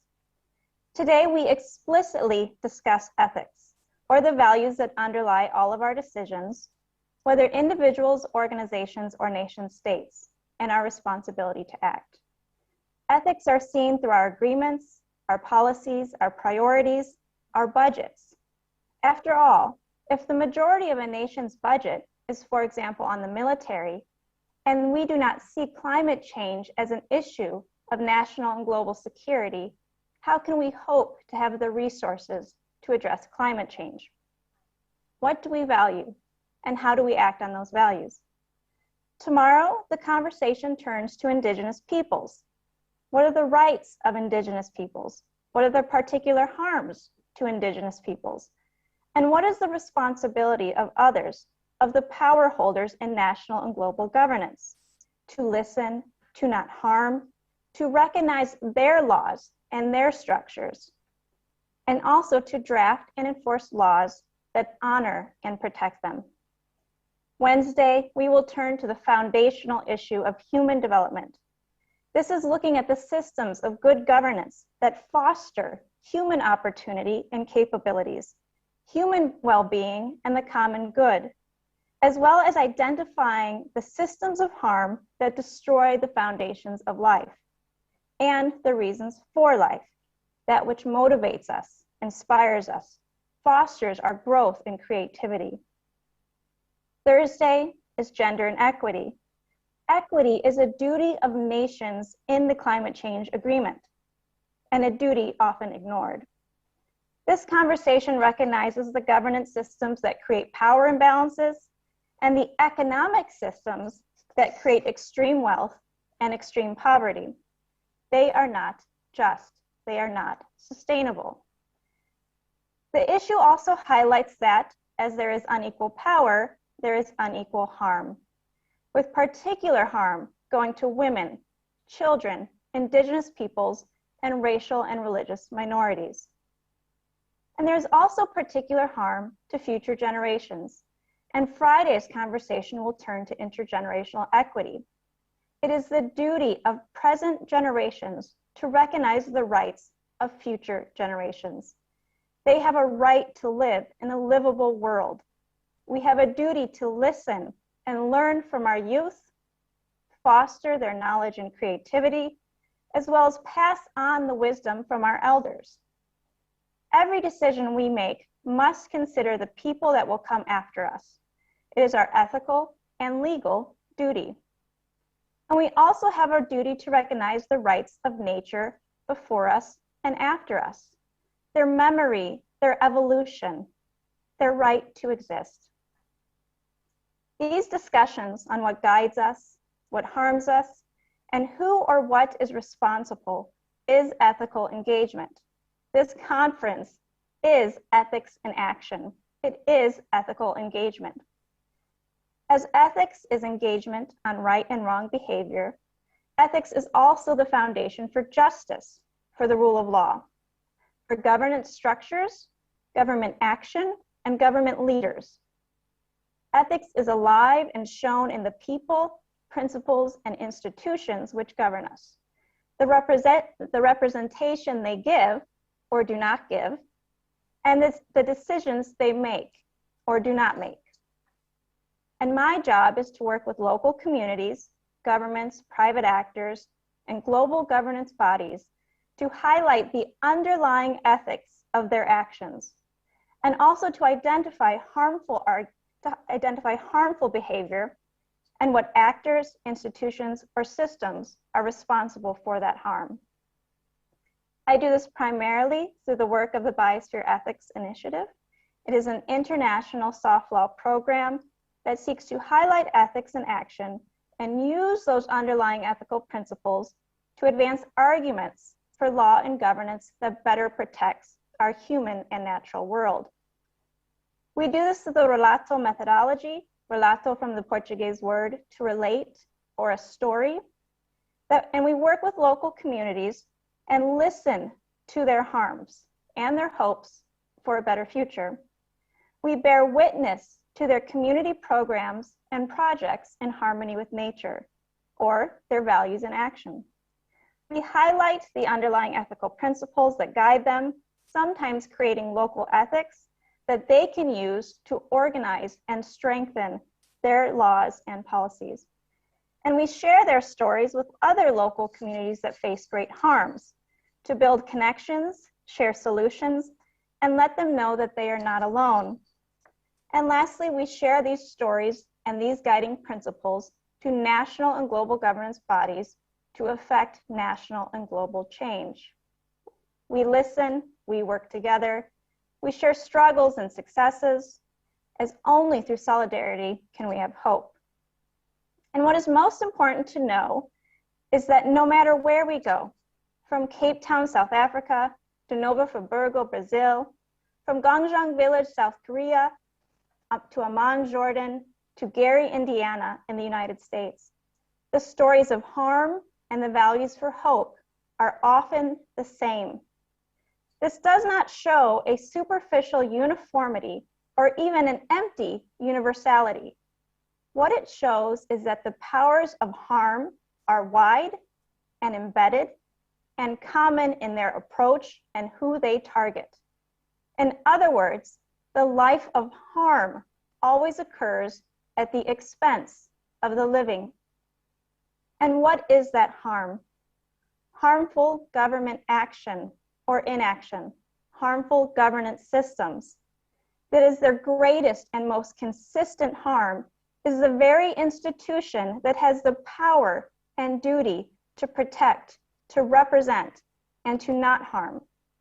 Government action, government inaction, a lack of governance, a lack of justice, a lack of democracy, even an absence of government, an absence of justice, and direct attacks on democracy.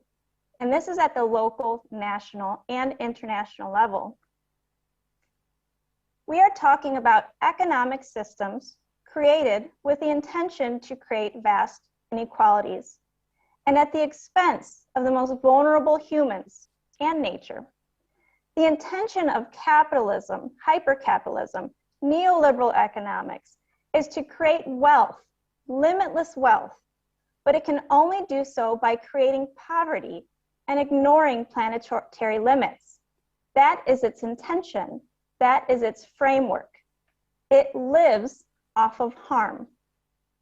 And we are talking about governance systems that thrive on power imbalances, systems rooted in historical and present-day discrimination, racism, sexism, and violence or the threat of violence.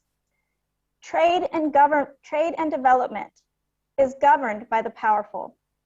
Global negotiations on climate change is governed by the powerful, who have attained their power through harm, predation, discrimination. These are principles of colonialism today. We cannot separate our governance crises from our climate change crises. After all, who created the systems that allowed for climate change harm to occur, our forests to burn, our oceans to acidify? We cannot talk about saving endangered species, ocean acidification, biodiversity loss, and habitat loss without talking about trade, development, foreign direct investment, mass illegal fishing, mass illegal logging. We cannot talk about saving forests without talking about the targeting and murder of environmental defenders, mostly women, and at the hands of powerful corporations, development agreements, or alongside governments who do not draft or do not enforce laws that are meant to protect them, as is their duty. Governments who are absent, unwilling, uncaring, or corrupt. Governments who sell their resources and the very lives of their people for some personal or political benefit.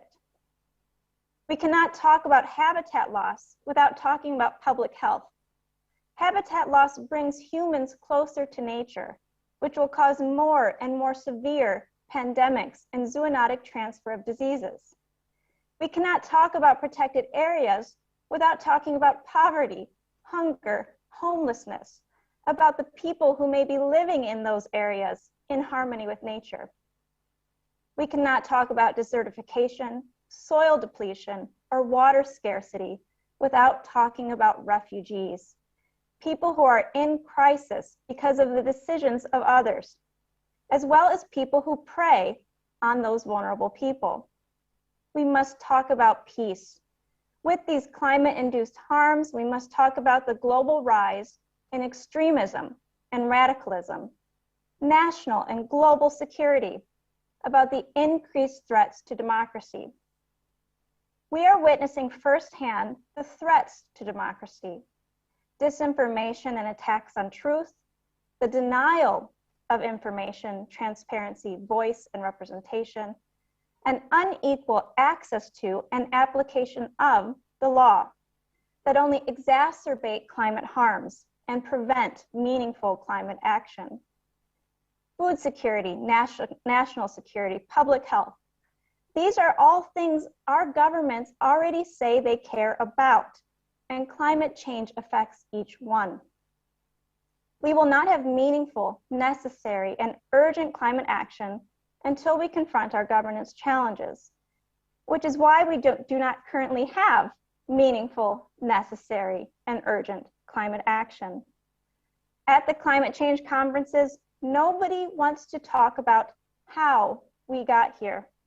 Well, those with power and those who set the agenda do not want to talk about how we got here. And that is because more often than not, we are here at this existential crisis because of the acts of the powerful.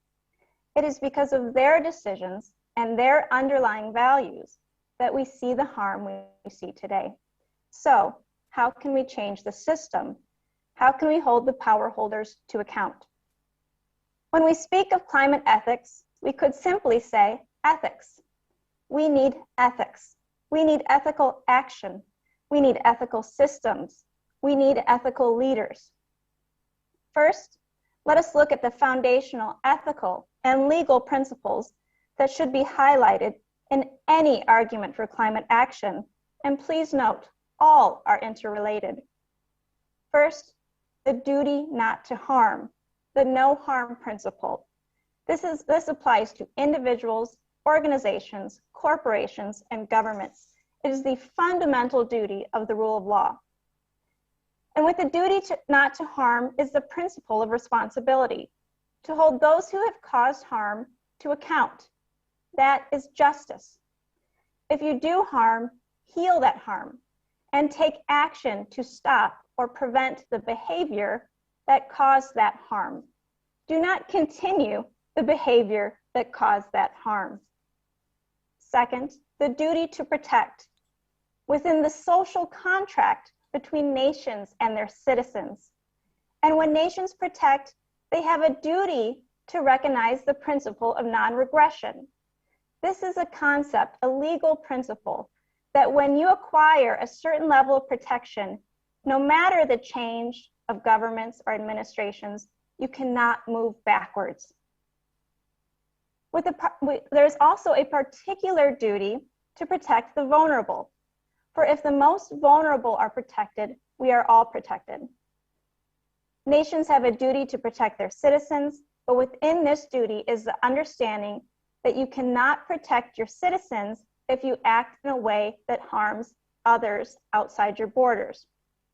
So, within this duty is the recognition of state global responsibility. State responsibility to protect others, to protect nature and the foundations of life upon which all humans depend, and also the duty to take part and have a voice in global action on climate change. Also within this related responsibility are common but differentiated responsibilities and distributive justice. We are not all equally responsible for the harms that caused and are causing climate change, and the historic emissions of wealthy nations is, in large part, how they became wealthy. They are a greater contributor to the harm, they bear a greater responsibility for it. We cannot deny that our climate crisis is a crisis and illness of the wealthy. The wealthy individuals and nations consume more, emit more, and see more of the financial benefits while feeling less of the harm. This is fundamentally why climate change is an ethical issue. We, here in Washington, D.C., cause the harm. The small island developing nations feel that harm. And part of measuring responsibility is also looking at when individuals, corporations, and nations knew that their actions were contributing to that harm. Like with the tobacco cases, like with COVID, corporations and governments are purposefully disinforming the public on the causes and harms and science of climate change, and sometimes for decades. They are knowingly causing harm, which bears a greater responsibility. But it is also important to note that regardless of any individual, industry, or government contribution, because we know what actions cause climate change, every individual, industry, or nation has a responsibility to act on climate change. We cannot say, well, because China or the United States is not acting, why should we act? We each have a duty because we have the knowledge of the harm. There's also the principle of interconnectedness and interdependence. Ultimately, this is about relations, about our utter dependence on one another and the foundations of life. And we need to say that more. Our leaders need to say that more. We are all connected. We are utterly dependent on nature. If our decisions started with these simple truths, think of what would follow.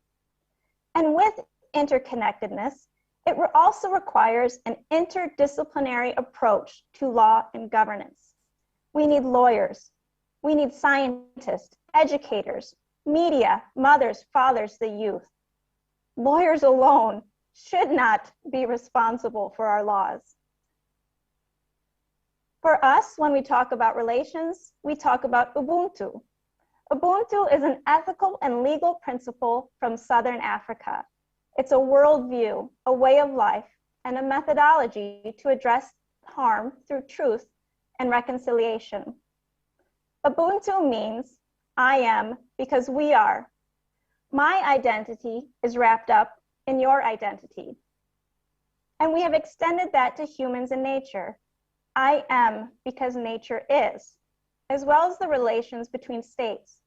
A state is only a state through its relations with other states. Our relations must guide our actions, and they are also at the root of building solidarity, another ethical principle at the root of climate action. We cannot do this, any of this, alone. This conference is evidence of our aim, our desire for solidarity. Connected to our relations and solidarity, connected to our motivations, is the ethical principle of love and the four loves. Biophilia, the love of things. Localphilia, the love of our places and our homes. sociophilia, the love of one another and of community. And I also believe we need a bit of egophilia, because if we cannot love ourselves, how can we love others? Admittedly, ego, too much ego, is also the root cause for a lot of our harms today, but we must have some love for ourselves. But I speak of love because I cannot not speak of love and what motivates us in our actions. The call for love and to identify pain is actually how the chair opened this conference today. It matters. There are also democratic principles that are fundamental duties to any democratic nation and any global institution that they must abide by.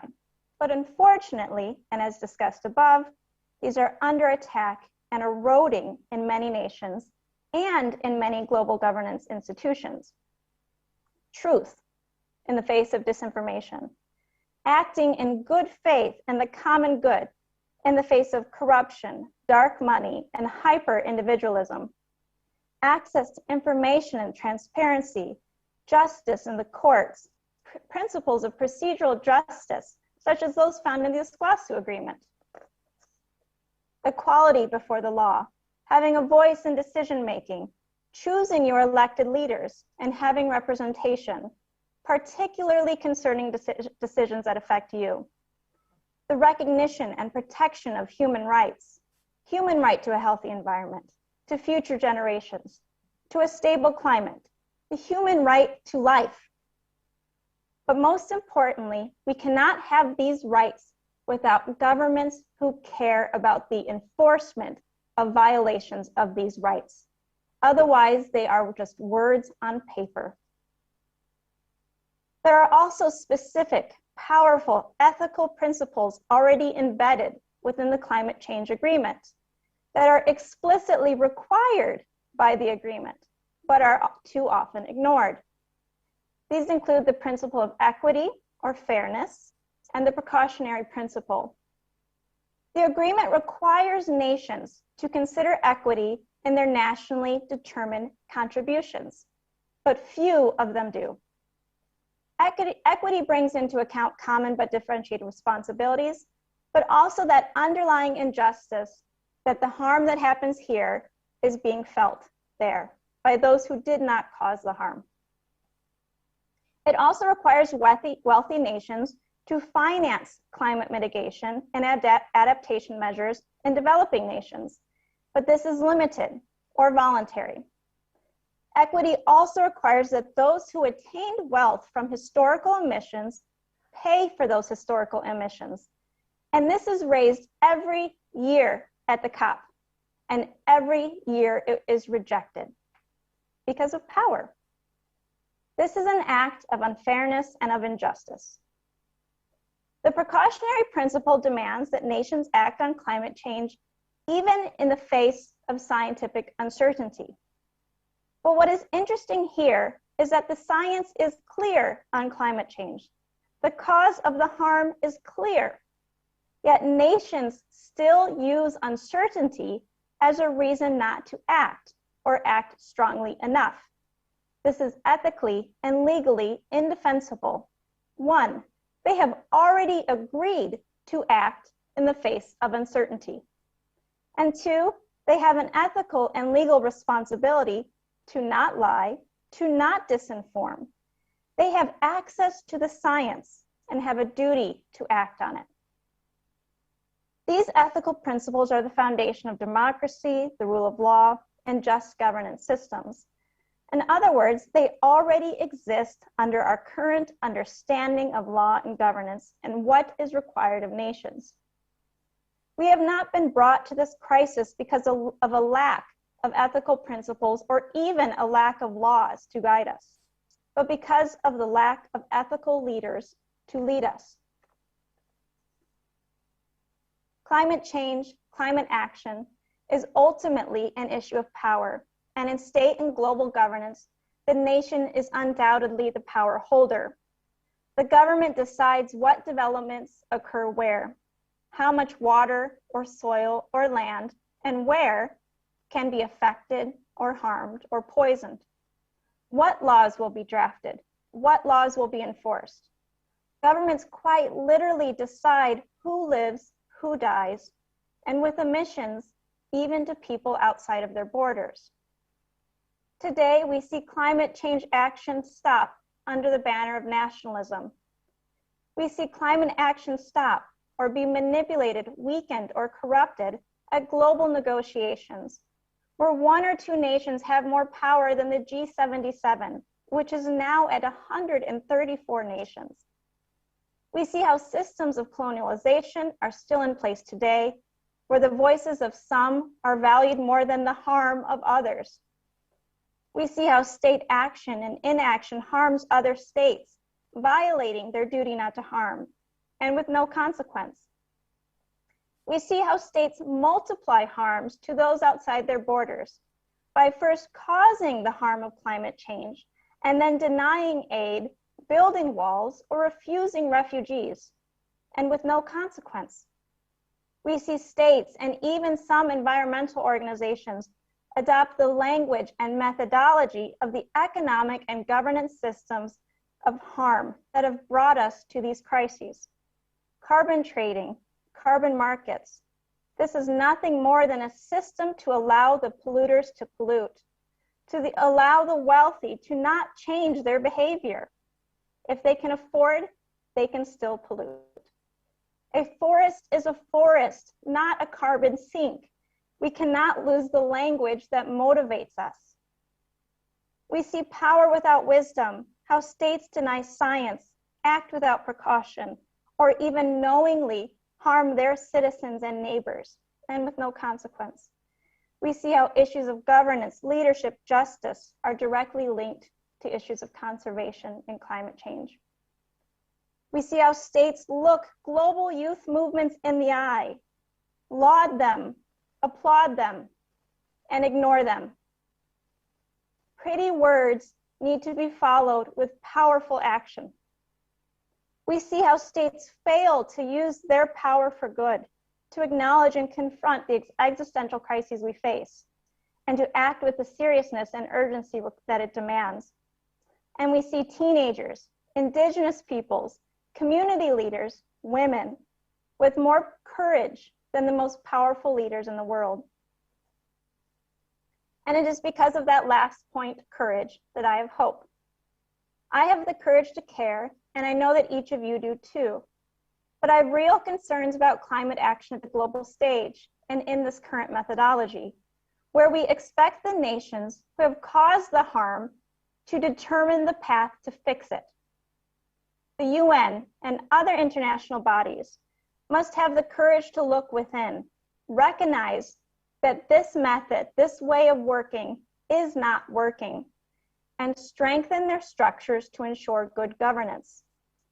Perhaps instead of going to those who caused the problems, go to those who did not cause the problems and listen.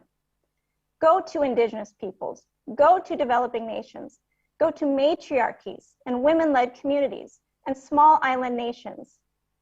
And nations are the same. They may have all of the right laws on the books, but if one hostile administration comes in, we quickly see how political will can trump the rule of law. Nations must look within, recognize that what they are doing by data is not working, and strengthen their structures to ensure good governance.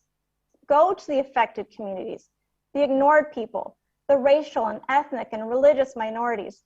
Go to those who have been made vulnerable by these harmful economic and governance systems and look for ways, explicit ways, to empower them and foster their human capabilities. And nations and global bodies alike need to strengthen anti-corruption principles, advance the principle of non-regression, and the reality of state global responsibility.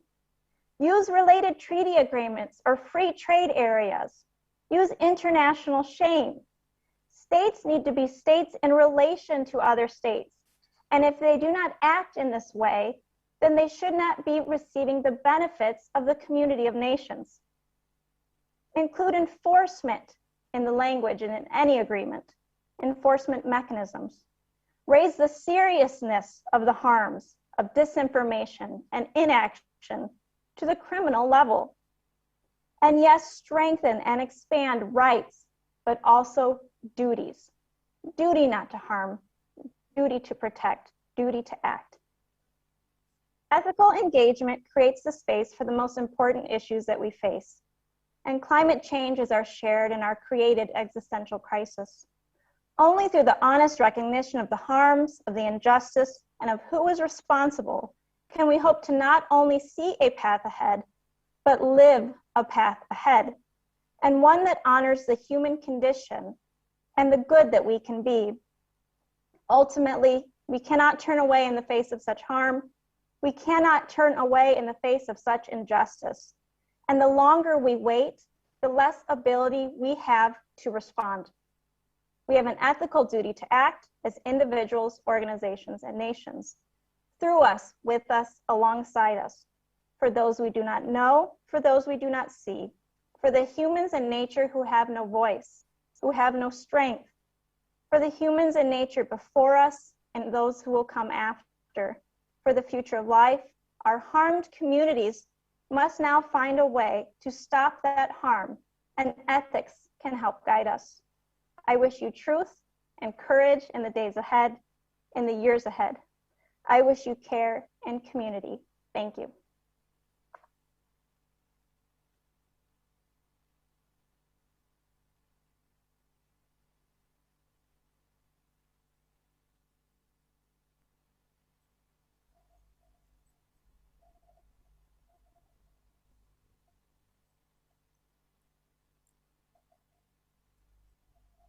Pone la presentación del director de la Comisión de The Sustentabilidad. presentation of the Director of Sustainability and Climate Change of the Grand Lodge of Chile, dear brother Rodrigo Andrade Ramirez, whose trajectory we highlight is a climate leader in Latin America and for the Cleanage Reality Project and the with a Nobel Prize, co-founder of the ONG Energy Dialogue of Latin America and the Latin American Platform for Sustainable Development.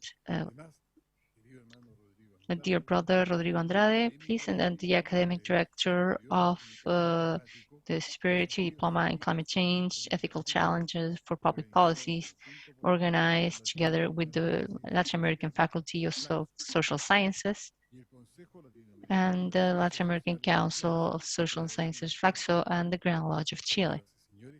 Ladies and gentlemen, with you, the director of the Commission for Sustainability and Climate Change of the Grand Lodge of Chile, dear brother Rodrigo Andrade Ramirez.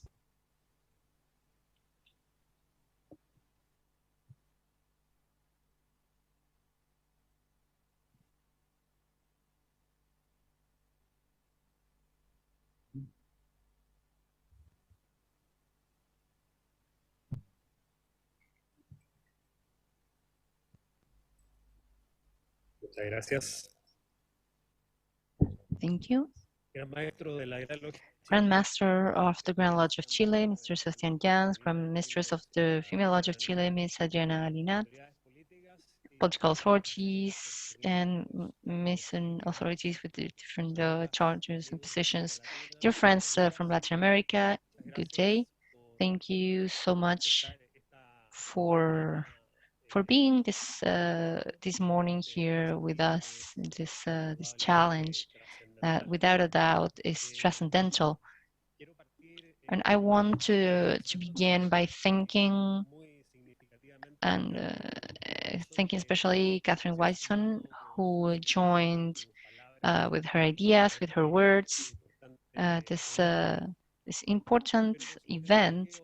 And most of all, I want to thank everyone who was collaborating here in this past months in the organization and preparation of this very important event that we are seeing. It's been repeated, and we can see on the Climate Week last week in very adverse situations, very restrictive.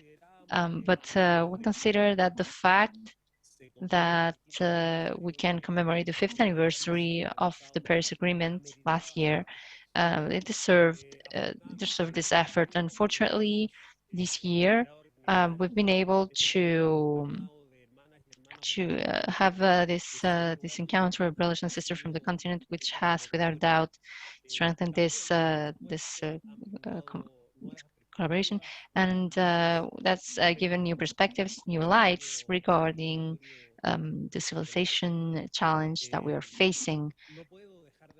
I cannot stop mentioning that we are 2 weeks from the beginning of COP25 with the climate change, and this is not just any, because unlike the previous ones, this year in this one, we define matters of funding, we're defining matters of governance, climate governance that will define the life of mankind during probably the next few decades and maybe the whole century.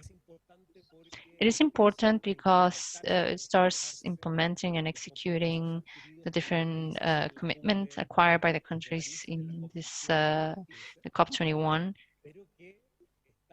but that today are being pressed by the sixth report of the Intergovernmental Panel that about 2 months ago put it into relief, put into evidence all the dangers that we're facing as humanity and follow the route of emissions that we haven't been able to stop. So without a doubt, and as proven by at least 4 presenters before me, without a doubt, this message for mankind is urgent. And I thank everyone, because in a way we have to raise the alarms, and we have to deepen the reflections, and also, and above all, we need to jump to action. There's no time. And science has spoken and tells us that we have a window of opportunity of 1 decade, and 1 decade that already started. So between the 2020 and 2030, it's our last chance to take the path of the Paris Agreement. That means making a specific effort in reducing emissions, but as ratified by Catherine, the other presenters, we need to change the habits and models for development, economical models that have led us to this moment right now. And it's a critical moment for mankind, and it's the moment where we're going to have to make decisions that are going to impact the future life of our children, and that's the understanding that we need to have. And there's nothing that we do or stop doing that won't have a direct consequence on the next generations. And that is why we set ourselves with the task of working together and opening this idea of joining wheels and political forces, ethical forces from our region in Latin America, which is a vulnerable region to the effects of climate change, such as several others. And we need to take paths of action and reflection around ethics and the struggle for climate change. We have 4 days from now on. From Tuesday to Friday, we will develop different topics, and we'll go deeper into this, which we believe and have defined as fundamental from a Latin American point of view. And we'll close on Saturday with the Mason activity, where we want to make a call to action for all those who wanted to join us in this civilization struggle. Well, my words today have the only purpose and motive to invite you to join each of these days and to participate and send your questions, interact with us, and go deeper into and question the critical sense of what we're doing, because we're not doing well. We're not doing well, and we're not really meeting the commitments for emission reduction that we defined 5 years ago, and that is putting us into a big problem. So now it's time to act. Now it's time to build a deep transformational path that takes us to that moment that was created in 2015 in Paris. And it needs to bring us back to hope, to the illusion of holding life in this country in balance with nature. I want to thank once again the Grand Master and the Grand Mistress here with me, whom have joined this effort. And I want to also call once again those who still don't understand that this is the only path for the future of mankind. Thank you so much.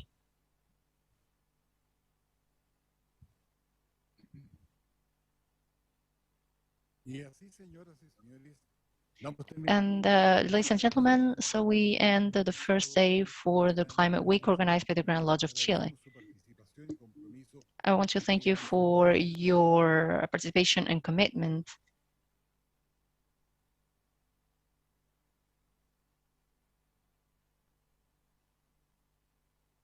Seems the official signal is muted.